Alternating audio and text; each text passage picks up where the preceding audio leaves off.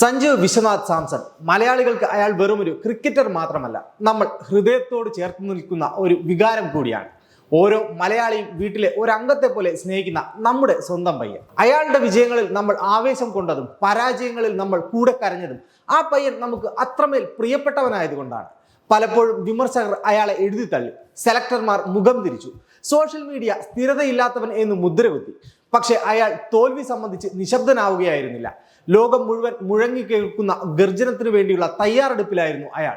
Yes, the wait is over, the Warrier is arrived. അതെ, കാത്തിരിപ്പുകൾക്കൊടുവിൽ ഒരു യോദ്ധാവിനെ പോലെ അയാൾ മടങ്ങിയെത്തിയിരിക്കുന്നു. സ്ഥിരതയില്ലാത്ത കളിക്കാരൻ എന്ന പരിഹാസത്തിന് സഞ്ജു ബാറ്റ് കൊണ്ട് മറുപടി നൽകിയിരിക്കുന്നു. ഒരു കളിയിൽ തിളങ്ങിയാൽ അടുത്ത 5 കളിയിൽ പരാജയപ്പെടുമെന്ന് പറഞ്ഞ് വിമർശകർ അയാളെ ക്രൂശിച്ചു. രാജസ്ഥാൻ റോയൽസിന്റെ നായകനായി തിളങ്ങുമ്പോഴും ഇന്ത്യൻ ജേഴ്സിയിൽ സഞ്ജുവിന് മുന്നിൽ വാതിലുകൾ അടഞ്ഞുകൊണ്ടേയിരുന്നു. ആരോപണങ്ങൾ പലതായിരുന്നു. സഞ്ജുവിന് അഹങ്കാരമെന്ന് ചിലർ, ഷോട്ട് സെലക്ഷൻ അറിയില്ലെന്ന് വേറെ ചിലർ. ഓരോ തവണ ടീമിൽ ഇടം കിട്ടാത്തപ്പോഴും സോഷ്യൽ മീഡിയയിൽ ഉയർന്ന പരിഹാസ ചിരികൾ നമ്മൾ മറന്നിട്ടില്ല. കേരളത്തിന്റെ മണ്ണിൽ നിന്നും പോയ ആ പയ്യൻ തളർന്നു പോകുമെന്ന് പലരും കരുതി. മോശം പ്രകടനം കാഴ്ചവെക്കുന്ന പലർക്കും അവസരങ്ങൾ ലഭിക്കുമ്പോൾ സഞ്ജുവിനെ മാത്രം ഒരു മത്സരത്തിലെ പരാജയത്തിന്റെ പേരിൽ മാസങ്ങളോളം പുറത്തിരുത്തുന്നത് ആരാധകർക്കിടയിൽ വലിയ പ്രതിഷേധത്തിന് കാരണമായി. ജസ്റ്റിസ് ഫോർ സഞ്ജു സാംസൺ എന്ന ഹാഷ്ടാഗ് ലോകം മുഴുവൻ ട്രെൻഡിംഗ് ആയ കാലമായിരുന്നു അത്.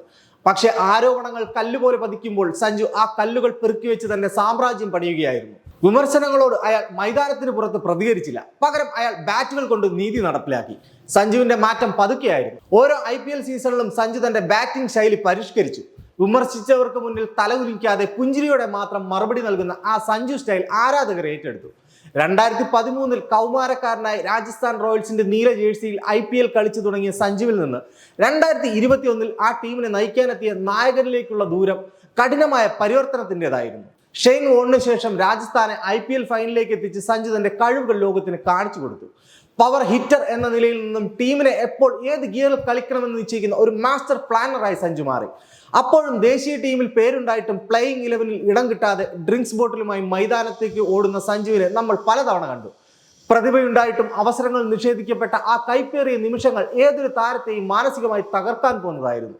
എന്നാൽ ഉള്ളിലെ നീറ്റലുകൾ പുറത്തു കാണിക്കാതെ സഹതാരങ്ങളുടെ വിജയത്തിൽ ആത്മാർത്ഥമായി സന്തോഷിക്കുന്ന ആ വലിയ മനസ്സിനെ ആരാധകർ നെഞ്ചോട് ചേർത്തു. സഞ്ജുവിനെ സംബന്ധിച്ചിടത്തോളം ബെഞ്ചിലിരുന്ന ആ കാലം വെറുതെ ആയിരുന്നില്ല. തന്റെ ചിന്തകളെ പാകപ്പെടുത്താനും സമ്മർദ്ദഘട്ടങ്ങളിൽ എങ്ങനെ ശാന്തനായിരിക്കണമെന്നും അയാൾ പഠിക്കുകയായിരുന്നു.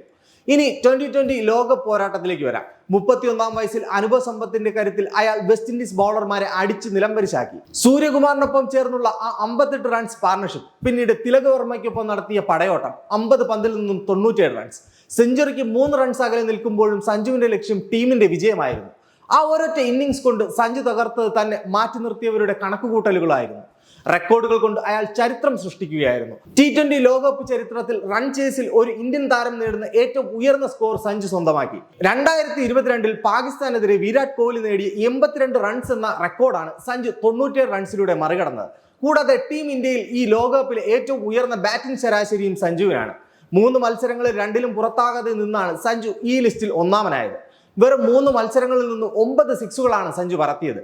ഇഷാൻ കിഷൻ, ഹാർദിക് എന്നിവർ 7 മത്സരങ്ങളിൽ നിന്നും 12 സിക്സറുകൾ നേടിയപ്പോഴാണ് സഞ്ജുവിന്റെ ഈ നേട്ടം. തനിക്ക് നേരെ ഉയർന്ന ഓരോ പരിഹാസത്തെയും സിക്സറുകളാക്കി ഗാലറിക്ക് പുറത്തേക്ക് പറത്തിയ മലയാളിക്ക് മുന്നിൽ ഇന്ന് ക്രിക്കറ്റ് ലോകം എണീറ്റ് നിന്ന് കൈയടിക്കുകയാണ്. റെക്കോർഡുകൾ പലതും ഇനിയും തകർക്കപ്പെടാം. പക്ഷേ അവഗണനയുടെ കനൽ വഴികളിലൂടെ നടന്ന് ഇന്ത്യൻ ക്രിക്കറ്റിന്റെ നെറുകയിൽ സഞ്ജു പതിപ്പിച്ച ആ മുദ്ര മായാതെ നിൽക്കും. ഇനി വരാനിരിക്കുന്നത് സെമി ഫൈനലിലെ പോരാട്ടമാണ്. മുംബൈയിലെ വാങ്കഡെ സ്റ്റേഡിയത്തിൽ ഇന്ത്യയുടെ നീലക്കുപ്പായത്തിൽ സഞ്ജു വീണ്ടും ഇറങ്ങുമ്പോൾ കോടിക്കണക്കിന് ആരാധകരുടെ പ്രാർത്ഥന ഒപ്പമുണ്ടാകും.